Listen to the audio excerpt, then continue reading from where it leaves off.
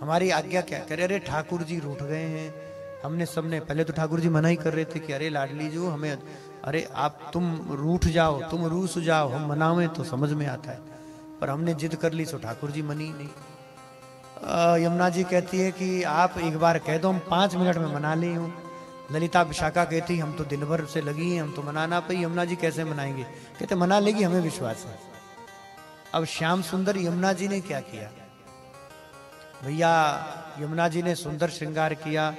सुंदर सा तो महाराज जी वो मुकुट धारण किया, जैसे ठाकुर जी बांधते ना, तो बाल ऊपर बांध दिए, सुंदर सा मुकुट, मोर मुकुट बांध दिया, और खूब बढ़िया बढ़िया मंद मंद मुस्कुराहट के साथ सुंदर से पीतांबरी ओढ़ ली, और स्त्री का शरीर है दिखे नहीं तो सुंदर सी वनमाला धारण कर ली नीचे तक, और पैरों में वो पायल थी, पेंजनियां बज रही थी, और साक्षात श्याम सुंदर के रूप में, एक हाथ में कटी काछनी, एक हाथ में मुरली है, एक हाथ में बेंत धरो है यमुना जी के, एक हाथ में मुरली है। और जैसे ही भगवान श्याम सुंदर के पास यमुना महारानी गई तो वो छम और छम वो आवाज आवे ठाकुर जी, तो भगवान को लगा कि कोई आ रही है मनाने, पर चलो हम मनेंगे नहीं, देखो कैसे मनाएं।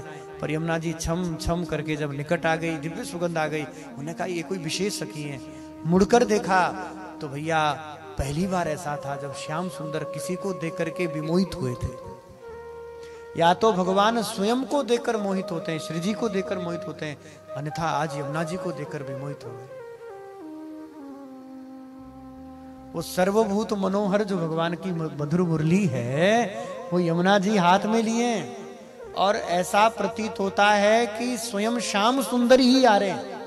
अब तक तो ठाकुर जी ने अपना बिंब देखा था, प्रतिबिंब, आज तक तो प्रतिबिंब देखा था भगवान ने अपना दर्पण में, अब तो भगवान ने अपना बिंब ही देखा, स्वयं दूसरे श्री कृष्ण देख। कोई भेद नहीं कृष्ण में और यमुना जी में, रंग रूप आंख नेत्र सब, चाहे आप अधर का दर्शन कर लें, चाहे वो कृपा कटाक्ष बड़े बड़े नेत्रों का दर्शन कर लें। महाराज जी जैसी श्री श्याम सुंदर यमुना जी है ऐसी ठाकुर जी। अपना दर्पण में तो केवल प्रतिबिंब दिखाई देता है, पर यमुना जी में तो अपना बिंब ही दिखाई दे रहा है, मतलब दूसरे कृष्ण ही दिखाई दे रहे हैं। अब तो ठाकुर जी मोहित हो गए, भूल गए कि हम रूठ कर बैठे हैं, इतनी यमुना को देखकर ही भूल गए। इसलिए महाप्रभु कहते हैं नमस्तु यमुने सदा तब चरित्रम मत अद्भुतम। हे यमुना तुम्हारे ये चरित्र इतने अद्भुत है कि भगवान श्याम सुंदर को भी मोहित कर देते हैं। सबके मन को हरण करते हैं भगवान, पर श्याम सुंदर का मन हरण करने वाली है यमुने, हम तुम्हें बार बार प्रणाम करते हैं।